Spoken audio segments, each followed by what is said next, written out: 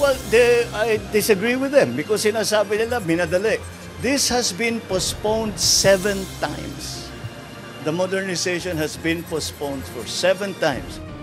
Hindi ipatitigil ni Pangulong Ferdinand Marcos Jr. ang implementasyon ng Public Utility Vehicle Modernization Program. Binigyan diin ng Pangulo na ilang beses nang ipinagpaliban ng pagpapatupad ng programa upang bigyang pagkakataon ang mga jeepney driver at operators na makagawa ng paraan upang makasunod sa kautusan. Dagdag ni PBBM, mas matimbang na sa kanya na pakinggan ang mayorya na nagsasabi na dapat ituloy ang programa.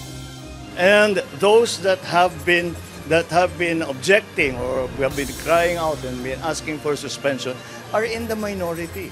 80% have already consolidated. So paano naman? Yung 20% ang magde-decide yung buhay ng 100%. So pakinggan natin yung majority.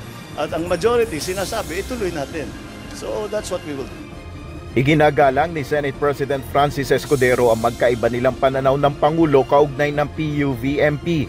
Gayunman naniniwala ang senador na hindi pa lubusang handa ang lahat para dito. Ang punto ko ito, gustuhin man ng DOTR, sa pananaw ko, hindi nila kayang i-implement. Yung kahilingang i-postpone ay para baliktanawan lamang nila yung proseso. At kung kailan ba talaga ito mapapatupad sa pangkalahatan. Dun sa mga sumunod na, dun sa mga na-implement na, hindi pinapabawi ng Senado yan. Wala sa intensyon ng Senado yan. Wala rin sa intensyon ng Senadong pigilan yung programa. Anya, marami pang dapat gawin bago tuluyang maipatupad ang Jeepney Modernization Program. Ang sinasabi namin dun sa mga hindi pa, maghinay-hinay hanggat hindi pa kompleto yung ayuda, financing at plano nila. At kapag kompleto na, idituloy na dun sa mga balanse pa.